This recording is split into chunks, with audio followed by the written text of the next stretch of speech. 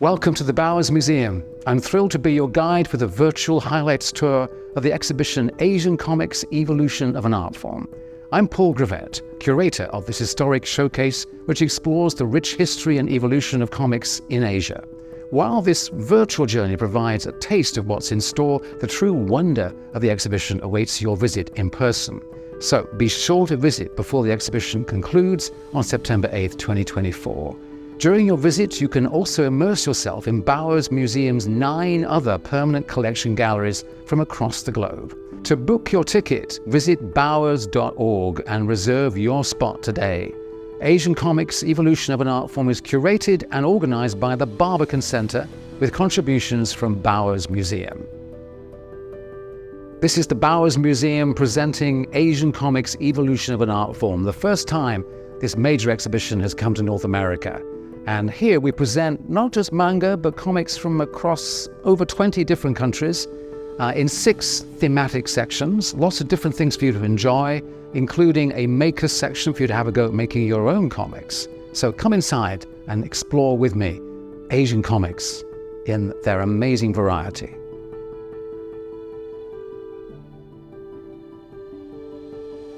Hi, so in this section we're showing comics from all over Asia. And one of the great pioneers of volleyball manga for girls in Japan is Chikae Ide Chikae. And here we have original artwork from her series called Viva Volleyball. What you may not realize is that volleyball was massive in Japan after Japan won the volleyball in the women's category in the '64 Olympics in Tokyo.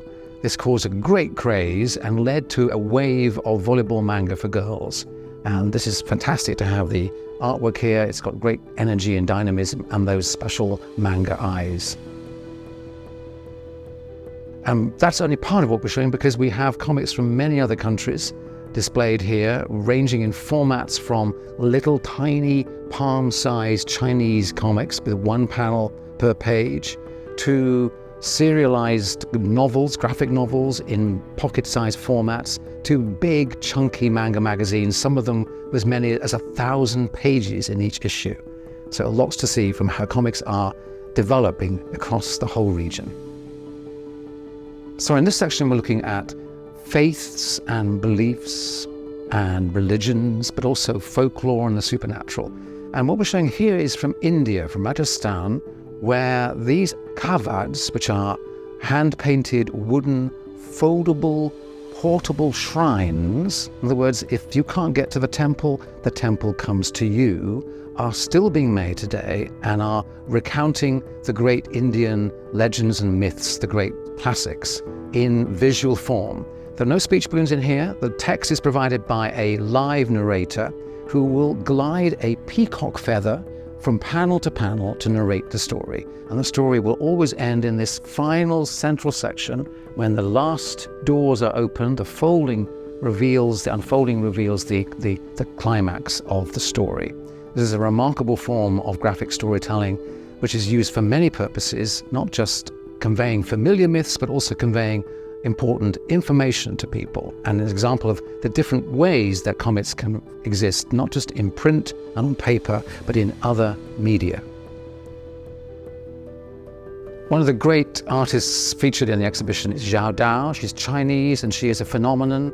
She emerged on the internet, has a huge following online for her artwork, and is, in my opinion, one of the greatest artists we have today working in comics.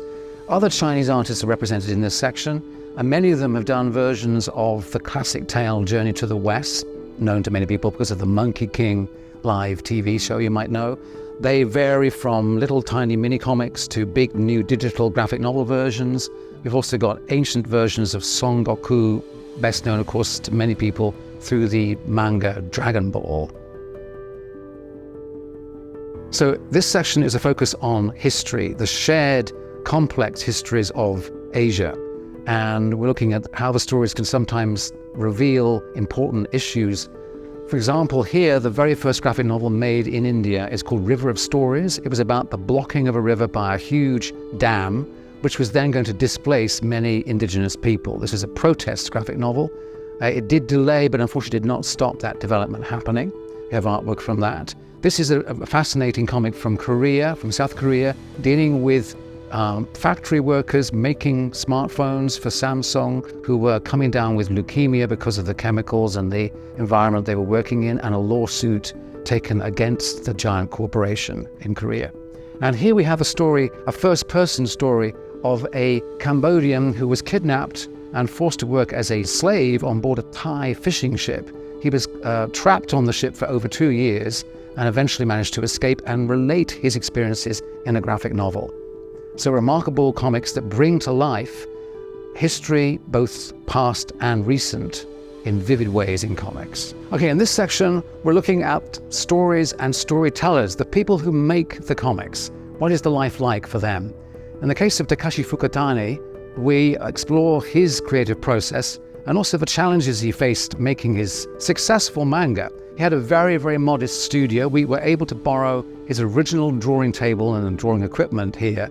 And he had also major difficulties finding really good assistants to help him produce the amount of comics that were needed.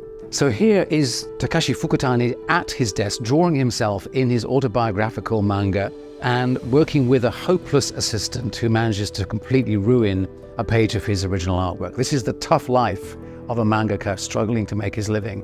So these days, of course, your assistant is not going to make a mess of your comics. Your assistant is going to be the computer. And the computer has transformed how comics are made, whether in regular print form or also now in digital webtoons, vertical scrolling stories that can go on for ages and are super addictive. This is the work of Chinese artist Morel. We're showing her studio, we're showing the screen techniques that she uses to make her new comics. In our next section, we're looking at censorship and sensibility, how they differ from country to country, from culture to culture. And we celebrate, on the one hand, the enormous production of Japan. We give you a chance to look through lots of their incredible 100,000-page manga magazines here on this reading bench. And next door, you can see how they treat different controversial content in their comics. What we also have here is a special closed section, and so not necessarily suitable for visitors aged under 18, where we present some of the controversial content that comes from Asia, including comics here, for example, from the Philippines. This is a slightly wacky 60s, sort of naughty storyline about a world without love. And here we also have a Thai comic book, which combines a traditional Thai goddess from the sea with the famous sailor man Popeye, a Thai version of Popeye the Sailor Man. So some fascinating items to see as well in this section. The exhibition ends with an extraordinary section looking at how Asian comics have really gone multimedia and have informed so many aspects of culture and art, including fashion. This is the fashion designer Mikio Sakabe incredible collection that takes the inspiration from not just shoujo manga, but also from Astro Boy. The boots here on these figures are inspired by Astro Boy's robotic, superpowered boots. And in this section, we also look at Hatsune Miku, a phenomenon of Vocaloid who is digital and performs in live concerts. And we have an incredible section also on digital comics and a new mecha design, especially for the show.